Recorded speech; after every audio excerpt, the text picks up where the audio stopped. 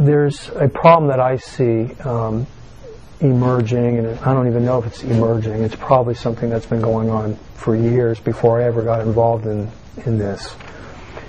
And that's where the insurance company will undercut a plan of care that has been laid out for somebody and signed off by that person's physician.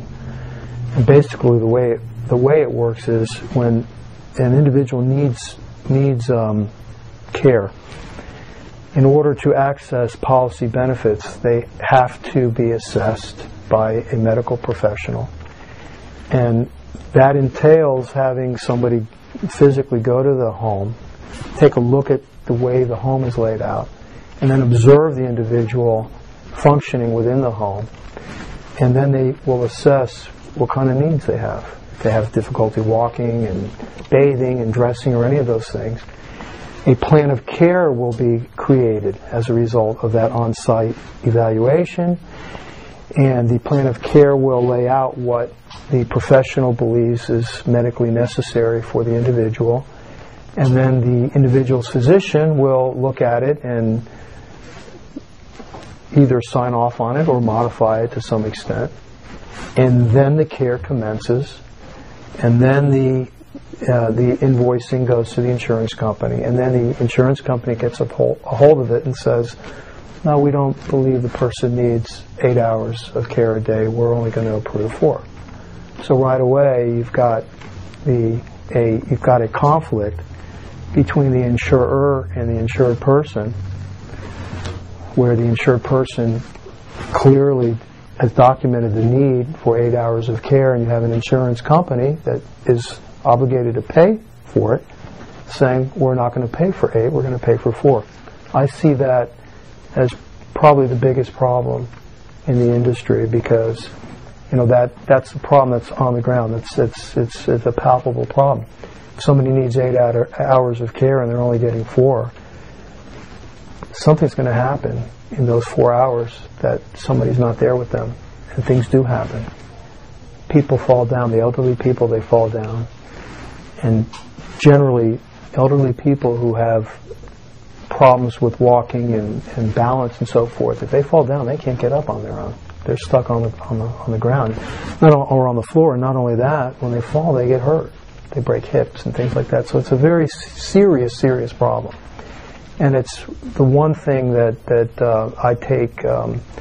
I focus on very intensely, because the idea of somebody being denied care that their doctors say they need because of money is something that is abhorrent and should not happen. So that's one of the problems. Another problem that I think is significant is a lot of times as people age and they do start to lose some of their mental faculties, they may forget to pay their premium and their policy lapses.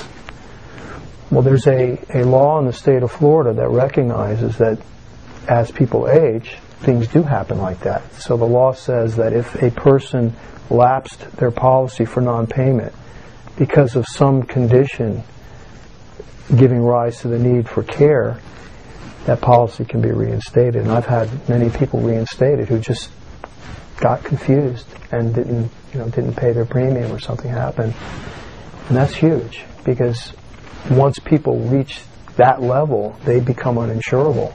So if they lose the policy, then they're going to have to be paying for this care on their own, and the costs of care are enormous. And for most people, they can't afford it. So that's another component.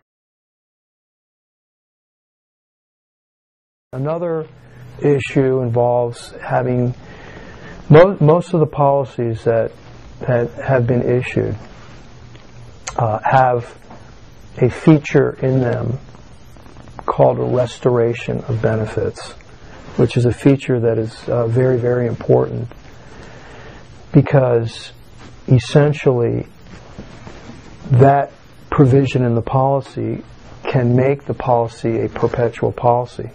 In other words, people buy a policy, Some people buy lifetime policies, so restoration's not an issue. That policy will go on for life. But the majority of the people don't have lifetime policies. They have policies with certain time limits, 2 years, 3 years, 5 years, whatever the case is. With a restoration clause, somebody can be on claim for 3 years, reach the end of the claim period, and then restore back to their original benefits if they do certain things that the policy requires them to do, essentially to go without care for 180 consecutive days. That policy will restore, and they'll get another full period of benefits. And a lot of people don't know that. And I've seen the insurers just simply not apply it, or refuse to apply it, or make an issue out of applying it, and people accept that, and they think that their policy is over, when in fact it's not. So that's a very big issue.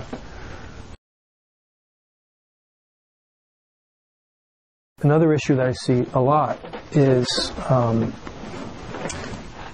when the insurance company just simply short, it's called a short, they call it short pay in the industry.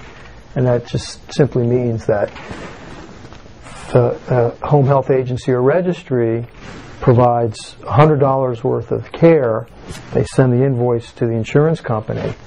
The insurance company sends $80. And for no good reason other than they can do it. And for years and years they've gotten away with it because the providers just don't have the wherewithal to pursue the balances. And then more often than not, the registries and the agencies are looking to the insured person, the person who needs the care, to cover the difference. And that's pressure, because now these insured people have to find the money to cover the difference. So we've collected well in excess of $1 million of accounts that were short paid, and that alleviated not only the pressure from the provider being short paid, but also the pressure of the provider looking to the insured person to pay the difference. So that is a benefit that we've been able to get for people.